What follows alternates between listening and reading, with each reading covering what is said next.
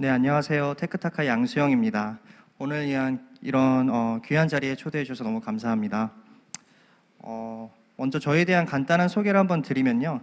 저는 위스콘신 대학에서 전기공학하고 컴퓨터공학 공부를 했었고요. 코넬 대학에서 이제 석사 과정을 밟고 아마존에서 소프트웨어 개발자로서 처음 일을 시작하게 되었습니다. 그러다가 이제 2016년에 쿠팡의 물류 시스템 아키텍트로 근무를 하게 되었고, 그 과정에 있어서 좀 특이한 포지션이다 보니까 주문의 인입 단계에서부터 배송이 완료되는 그 과정을 전부 다 같이 설계하고 개발하고 운영할 수 있는 기회를 얻게 되었습니다. 그런 경험을 바탕으로 좀 더 이커머스 물류를 효율적이고 정확하게 만들 수 있도록 저희가 테크타카라는 회사를 설립하게 되었고요. 아르고라는 물류 플랫폼을 지금 개발하고 제공하고 있습니다. 자, 미래 풀피먼트는 어떻게 생겼을까요? 약간 이렇게 드론과 AGV들이 모든 작업을 처리해주는 상태로 운영이 될 수 있을까요? 아니면 이런 휴머노이드 로봇들이 같이 운영을 하는 이런 풀피먼트로 구축이 될까요? 배송 또한 한번 고민해 볼 수 있을 것 같습니다. 배송단에서도 사실 아까도 나왔지만 이런 무인 자동차와 무인 로봇들을 통해 배송이 이루어질 수 있을 것 같은데요. 한 단계 더 나아간다고 보면 드론들을 활용해서 이제 배송도 이루어질 수 있겠죠. 하지만 결과적으로 그런 로봇들만으로는 배송을 할 수는 없습니다. 그 이유는 소프트웨어가 있어야 된다고 저는 생각을 하고 있기 때문입니다. 하드웨어는 움직이는 것들에 대해서 되게 디테일하게 개발되고 있다고 볼 수 있지만 결국 물류의 이런 로지스틱스를 다 처리할 수 있으려면 모든 대용량의 데이터들이 실시간으로 전송이 되면서 공유가 되고 분석하고 24시간 내내 배송이 운영될 수 있도록 바뀌어야 되기 때문입니다. 제가 경험했던 두 회사가 이커머스 단에서는 사실 제일 혁신적인 물류를 개발하고 혁신을 일으키고 있다고 제가 믿고 있기 때문에 그 두 경험을 바탕으로 한번 오늘 발표 자료를 준비해 보았습니다. 아마존은 물류에 이제 들어가게 된 게 한 2005년부터 시작을 했고요. 저도 그때 미국에 있었는데 사실 2005년도에 미국에서는 무언가를 온라인으로 구매한다는 게 되게 어려운 문제였어요. 그 이유는 이제 믿음에 대한 문제도 있었고 사실 배송에 대한 문제도 되게 컸습니다. 이것 좀 벗고 하겠습니다. 그래서 2005년도에는 이제 아마존은 물류를 런칭하고 이제 센터 운영을 시작하게 됩니다. 2006년도에 FBA를 시작하게 되고요. 사실 배송에 관련돼서 직접적으로 포커스를 갖기 시작하는 것은 2013년도에 들어와서부터입니다. 그래서 그 시점부터 쿠팡하고 같이 제가 한번 비교를 해보면요. 2013년도에 아마존은 이 슬라이드가 안 넘어가는데 됐다. 네, 2013년도에 아마존은 아마존 프라임을 세상에 공개하게 됩니다. 그래서 드론을 통해서 이제 배송을 할 수 있다라는 것을 한번 시범을 보여줘서 세상을 깜짝 놀래키게 되고요. 쿠팡은 어떻게 보면 한 8년 뒤처진 셈으로 이제 물류센터를 그때 가서 설립을 하게 됩니다. 이때만 해도 사실 쿠팡은 되게 편했죠. 이제 물류센터 하나가 있었고 그 물류센터에 이제 물건들이 다 있다 보니까 주문을 내리는 것 또한 되게 편하게 운영될 수 있었다고 생각합니다. 2014년도에 이제 아마존이 조금 더 공격적으로 라스트 마일에 진입하게 됩니다. 그 이유는 2013년도 때부터 이제 문제가 있었던 부분은 택배사들이 점점 물류에 대한 이제 물량 제한을 걸기 시작하고 그 다음에 뭐 UPS, USPS, FedEx, DHL 다 가격이 올라갔기 때문도 분명 있었을 것입니다. 그래서 25%의 이제 어떤 특정 유럽의 택배사를 인수를 하게 되는데요. 그 당시 쿠팡은 좀 더 빠르게 라스트 마일에 이제 투자를 하기 시작합니다. 그래서 로켓 배송을 2014년도에 시작하게 됩니다. 2015년도에 아마존은 이제 택배사도 파트너가 생겼고 어떻게 보면 이제 온디맨드로 운영을 할 수 있는 그런 시스템이 필요했던 거죠. 그래서 아마존 플렉스를 런칭하게 됩니다. 이 당시에 쿠팡은 이제 조금 더 새벽 시간에 배송을 해보면 어떨까 해서 조금 배송의 유형들을 테스트해 가고 있었고 새벽 배송을 도입하게 됩니다. 2016년도에는 아마존은 이제 그 택배사의 부분 지분을 가지고 있었는데 이제 전체 인수를 결정하게 됩니다. 결국 라스트 마일을 직접 함으로써 이제 큰 효과를 봤다고 볼 수 있겠는데요. 동시에 이때 에어크래프트도 이제 비행기도 리스를 하기 시작합니다. 이때를 한번 생각해 보면 제가 아마존 퇴사를 한 게 한 2014년 정도 됐는데 그때만 해도 서울에 들어올까 말까 되게 고민을 많이 했던 것 같아요. 왜냐하면 아마존은 GDP 순으로 일단 확장을 했었습니다. 그래서 지금 14개의 도메인이 있는데 그 당시 이제 한국이 딱 그 GDP 선에 있었기 때문에 고민을 많이 했었던 것으로 기억하고요. 근데 이제 개발자 입장에서 이걸 한번 바라보면 도메인을 런칭한다는 것은 복잡도가 너무 많이 올라가는 일입니다. 그 이유는 뭐 아마존 프랑스, 독일, 뭐 일본, 뭐 이런 유럽에 점점 펼쳐서 나갈 때마다 회원 관리도 따로 해야 되고 물류에 대한 재고 관리도 다 별도로 이루어지기 때문입니다. 그래서 비행기를 이제 사기 시작하는 것에 제 개인적인 생각일 수도 있지만 이제는 그냥 아마존닷컴에 와서 사면 어떻게든 배송을 해주겠다라는 것으로 보이기도 하고요. 그 당시에 이제 쿠팡은 2시간 배송에 시도를 했다가 이제 많은 경험을 하고 이것을 무르게 됩니다. 2017년도에 이제 아마존은 아마존 키라는 서비스를 런칭하게 되는데요. 이제 쿠팡에서 저도 이때 근무를 하다 보니까 로켓 배송을 이제 같이 참여를 해서 배송을 나간 점도 한 3달에 한 번 정도는 꼭 있었는데요. 그러다 보면 이제 가끔 이런 일들이 생겨요. 한 배송 목적지에 와서 1시간을 기다려요. 왜냐하면 거기에는 락커도 없고 아무것도 없는데 내려오시질 않는 거죠. 근데 이거 직접 배송을 해야 되는 상황인 거예요. 문 앞까지 갈 수도 없는. 그리고 여기에 지역이 백화점 지역이었던 걸로 제가 기억하는데 그때 1시간을 제가 같이 기다렸었어요. 근데 아마존은 그때 이런 데이터들을 아마 미리 보고 어떻게 하면 우리가 이 배송 시간을 더 단축시킬 수 있을까? 왜냐하면 이제 물량이 아마존이나 쿠팡처럼 되게 많아지면 1초가 어떻게 보면 엄청난 비용으로 다가오게 됩니다. 그렇기 때문에 1초를 줄이기 위한 전쟁에 들어가게 되는데요. 그래서 아마존 키라는 서비스는 이제 미국의 주택이나 아니면 스마트 키죠. 어떻게 보면 자동차 트렁크라든지 가라지에 진입할 수 있도록 더 안전하게 더 빠르게 물건을 배송할 수 있도록 하는 시스템이었습니다. 그때 쿠팡은 이제 당일 배송을 런칭을 했었고요. 2019년으로 넘어가는데 이제 2019년에 아마존의 그 물류망이 훨씬 넓어짐으로써 이제 원데이 쇼핑에 들어가게 됩니다. 그때 쿠팡은 쿠팡 플렉스를 런칭하게 됩니다. 제가 그때 이 TF팀을 리딩하기도 했는데 한 달 만에 나온 서비스였어요. 한 달 만에 나온 서비스인데 목표는 하나였습니다. 이번 추석에는 어떻게든 고객과의 약속을 지켜보자. 3년 동안 제가 다녔던 쿠팡은 추석 때마다 그 배송 물량을 다 쳐내지 못했었어요. 그 이유는 피크가 있기 때문에 뭐 쿠팡맨들을 항상 넉넉하게 저희가 고용할 수도 없는 상황이었고 이 물량을 처리하기 위해서는 언디맨드로 이거를 처리할 수 있는 인력이 필요했던 거죠. 그래서 쿠팡 플렉스를 런칭하게 되고 처음으로 2019년도에 물량에 대한 고민이 없어지게 됩니다. 2020년에 들어서는 이제 세임데이 쇼핑이죠. 같은 날 이제 당일 배송을 미국에서도 아마존이 특정 지역에서 특정 상품들로 출시를 했고 쿠팡은 2020년도에 이제 로켓 제휴에 들어갑니다. 어떻게 보면 이 두 회사가 지금 결과론적으로는 직접 배송도 하고 물류도 운영하고 있지만 걸어왔던 길이 살짝은 다른 것 같아요. 쿠팡은 조금 더 배송 쪽에 포커스를 먼저 맞춰서 진입을 했던 격이 있고 FBA를 이렇게 늦게 할 수밖에 없었던 건 뭐 법적인 문제들도 많았고 시스템적인 문제들도 많았다고 생각합니다.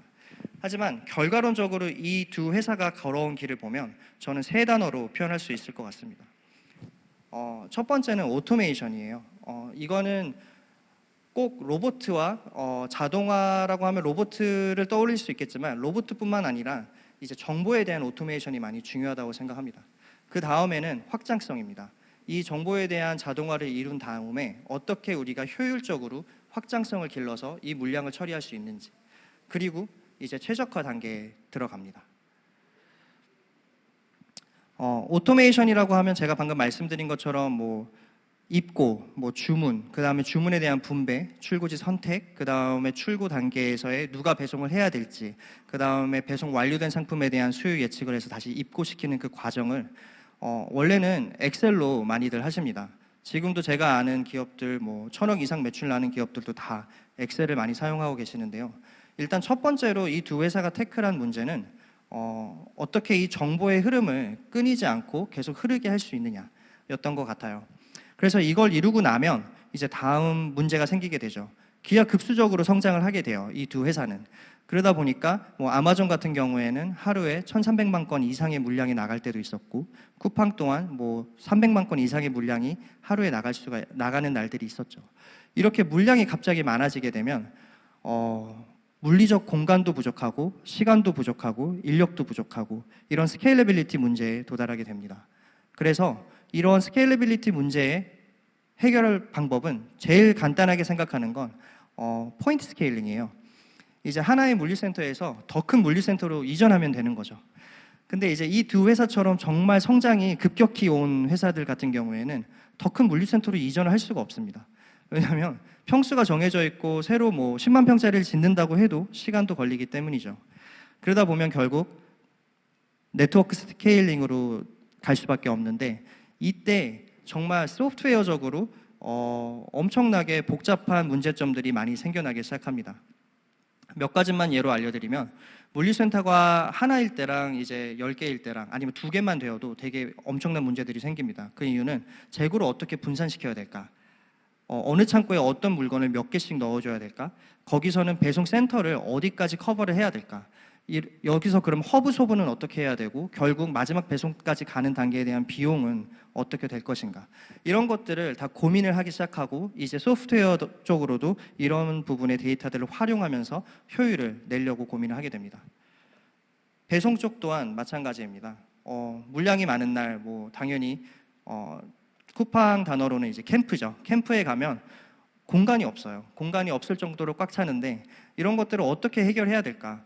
배송이 왜 어렵지라고 생각하실 수도 있지만, 이커머스 특성상 이 두 회사는 정말 온라인으로 어떤 상품이든 살 수 있게 하는 게 목표였기 때문에 상품의 유형이 많이 늘어나게 됩니다. 그래서 뭐 이형 상품에서부터 상온, 신선 냉장, 고가 상품까지 다양한 상품군을 이제 판매하게 되는데요. 그런데 고객의 니즈는 또 다르잖아요. 배송의 유형 또한 되게 많이 달라집니다. 그래서 이길 배송에서 당일 배송, 새벽 배송, 저녁 배송, 그다음에 2시간 배송까지. 그래서 그러면 이런 많은 다양한 상품군들을 다 다양한 차량이 필요할 때도 있고, 어떻게 배송을 할까 하고 이제 택배사들하고 협의를 하려고 하다 보면 가격을 올립니다. 택배사들이 가격이 올라가고, 어떻게 보면 주말에 또 배송이 안 돼요. 아까 GS에서 말씀해 주셔서 주말이나 연휴 때 배송한다고 해서 되게 놀랐는데, 제일 큰 문제점 중에 하나가 이제 고객에게 배송을 해야 되는데 못하는 경우이죠. 그래서 주말에 배송 불가가 이루어지는 거, 그 다음에 유형이 부족한 것들. 예를 들어 택배 같은 경우에는 하루에 한 번 출고를 나간다고 하면, 쿠팡이랑 아마존 같은 경우에는 이제 그 빈도수를 늘립니다. 그래서 N웨이브 배송이라고 제가 말씀을 드릴 수 있는데, 웨이브 차량이 이제 1차, 2차, 3차, 4차, 5차로 출발하는 시간이 점점 다양해지는 것이죠. 그리고 퀄리티 컨트롤도 안 되고 물량에 대한 문제도 많았기 때문에 이들이 선택하는 길은 하나밖에 없었습니다. 라스트 마일을 직접 하는 것이었죠. 근데 아까 말씀드린 것처럼 이제 한국 같은 경우에는 이제 피크가 2월, 5월 그리고 이제 추석 때 오는데요. 그럴 때마다 갑자기 배송 인력을 추가하기가 어렵다 보니 결국 온디맨드 서비스로 이제 쿠팡 플렉스라든지 아마존 플렉스가 이제 나오게 되는 것이죠. 그 다음에 이제 배송을 다 확장해 놨잖아요. 그래서 배송망을 구축한 다음에 이제 보면 비용이 문제가 되는 거죠. 이제 물량은 다 배송할 수 있고 다 처리할 수 있는 단계에 도달했는데, 배송의 네트워크나 뭐 센터를 막 확장하다 보니까 비용 또한 똑같이 올라가는 거죠. 매출이 오른 만큼 배송 비용 또한 똑같이 올라갑니다. 그러면 이제 여기서 마진율을 올려야 된다고 생각을 하면 당연히 비즈니스는 줄여야 되겠죠. 그런 옵티마이제이션으로 이제 첫 번째로 아까 제가 말씀드렸던 수요 예측, 제일 크게 작용하는 것 같습니다. 결국 어느 센터에 어떤 물건들이 적절히 있느냐에 따라서 간선 차량의 비용과 라스트 마일의 비용, 그 작업자들이 처리하는 그 센터마다의 처리 비용들이 다 달라지기 때문에 어떻게 그 데이터들을 분석을 해서 그 재고들을 적절한 위치에 놓을 수 있느냐, 그게 첫 번째 이제 옵티마이제이션 포인트라고 볼 수 있을 것 같고, 한 단계 더 나아간다고 하면 이제 그 각자의 로케이션 내에서의 효율을 낼 수 있는 방법입니다. 뭐 출고 데이터라든지 뭐 이 상품의 가격, 뭐 파손율, 뭐 이런 것들을 분석을 해서 결국 하나의 물류센터 안에 어디에 진열을 해야 제일 효율적으로 물류를 처리할 수 있느냐를 고민하게 됩니다. 그렇게 되면 아까 뭐 일반적인 물류센터에서 뭐 분포도가 물류의 이제 그 사용 공간이 이렇게 띄엄띄엄 쓰고 있고 어느 한 곳은 꽉 차 있다 그러면 좀 널찍널찍하게 공간을 더 잘 활용할 수 있게 되고, 이 추천 시스템을 통해서 피킹을 할 때, 이제 집품을 할 때 또한 최적화를 이룰 수 있습니다. 결국에는 이제 피킹 작업자의 위치와 지금 어떤 상품이 어디에 위치해 있는지에 따라서 이제 많은 알고리즘들을 돌려서 이렇게 배송 경로까지 짜서 추천을 해주는 것이죠. 사실 300만 건, 500만 건 배송한다고 했을 때 상품 수로는 1000만 건이 넘거든요. 그럼 이제 1000만 건을 다 피킹해야 될 때 이 동선마다 10초씩 생각해야 된다고 하면 엄청난 비용으로 다가옵니다. 그렇기 때문에 이거를 어떻게 하면 더 빠르게 작업자에게 전달을 할 수 있고 이 정보를 공유함으로써 더 효율적으로 물류를 진행할 수 있을까에 대한 고민을 하게 되고, 그렇게 해서 동선을 줄이는 그런 알고리즘들을 물류센터 내에서 많이 개발하게 됩니다. 배송 또한 마찬가지인데요. 뭐 미드마일도 그렇고 라스트마일도 그렇고 결국에는 경로 추천을 잘 해줘야 되는 거고 순서를 정해줄 수 있어야 되는 겁니다. 아주 간단한 예로 트럭의 적재 순서가 중요하다고 말씀을 드릴 수 있을 것 같아요. 그것도 결국 시스템으로 결정을 하게 되는데, 그 이유는 첫 번째 목적지에 도달했는데 물건이 맨 안에 있다. 되게 난감하죠. 네, 그렇기 때문에 적어도 어느 정도 순서는 정해져 있어야 배송의 효율이 또 올라갑니다. 그리고 한 번씩 쿠팡 차량을 보셨더라면 이렇게 좀 다르게 생겼다고 보실 수 있을 거예요. 이것도 데이터로 접근해서 저희가 만들어낸 시스템입니다. 그 이유는 이제 배송 기사분들이 어디서 시간을 제일 많이 쓰시는지 저희가 분석을 하죠. 그러면 걷는데 시간을 많이 쓰는 것일까? 아니면 엘리베이터? 아니면 계단? 아니면 경로를 찾는데? 아닙니다. 사실 제일 많이 들어가는 시간은 차 안에서 물건을 찾는 데 들어가는 비용이 제일 커요. 그렇기 때문에 어떻게 하면 선소분을 통해서 더 빠르게 그 시간을 줄여서 효율을 올릴 수 있을까? 그런 알고리즘들을 데이터적으로 분석해서 이제 소분을 하는 단계들을 저희가 다 만든 다음에 차량 개조에 들어가서 이제 효율을 올리게 됩니다. 제가 그래서 이제 뭐 아마존 쿠팡에 대해서 설명을 드렸는데, 그럼 일반적인 벤더는 어떨까요? 그래서 이게 아마 작년도 자료일 것 같아요. 이제 퍼블릭 자료로 제가 만들었던 걸로 기억하는데, 아마존 같은 경우에는 로지스틱 시스템은 다 갖춰져 있는 상황이고, 뭐 쿠팡도 마찬가지고 라스트 마일과 미드 마일을 시스템적으로 직접 운영하고 있습니다. 근데 한 단계 더 나아가서 아마존은 비행기도 이제 운영을 하면서 글로벌 딜리버리를 하고 있고, 키바와 같은 시스템을 도입해서 로보틱스 옵티마이제이션까지 진행을 하고 있죠. 쿠팡은 저는 이제 퇴사를 해서 어떻게 진행할지 모르겠지만 아마 그 길을 따라갈 것이라고 생각하고 있고요. 지금 개인 셀러들, 이제 일반 셀러분들의 입장을 봤을 땐 사실 시스템도 없으신 경우가 많고 라스트 마일, 미드 마일도 많이 기대는 경우들이 많죠. 그렇게 해서 사실 저희는 아르고라는 플랫폼을 제공하려고 해요. 그래서 이제 아르고라는 플랫폼을 통해서 이커머스 벤더들이 이제 쿠팡과 아마존과 같은 투자를 하지 않아도 그런 비슷한 물량을 이제 물류 시스템 플랫폼을 통해서 처리할 수 있도록 개발을 하려고 하고 있습니다. 저희 비전은 이제 계속 움직이게 하는 것이에요. 어떻게 보면 물류랑 되게 잘 맞는데 계속 세상에 움직이는 것들을 다 움직일 수 있게 하는 것이 저의 목표이고, 미션은 이제 그 안에 움직임을 다 최적화하는 것을 저희 회사의 목표로 가지고 있습니다. 5가지 서비스를 플랫폼으로 제공하고 있고요. 일단 상품 관리서부터 뭐 주문 처리하는 기능, 그 다음에 센터 내에서 방금 말씀드렸던 그런 최적화 시스템들을 제공하고 있습니다. 아마 하반기에 나올 것 같은 서비스로는 이제 라스트 마일과 뭐 관련된 TMS, Transportation Management 시스템이 있을 것 같고, 이제 그 전체의 물류 공급망을 관리하는 Supply Chain Management 서비스를 저희가 개발 중에 있습니다.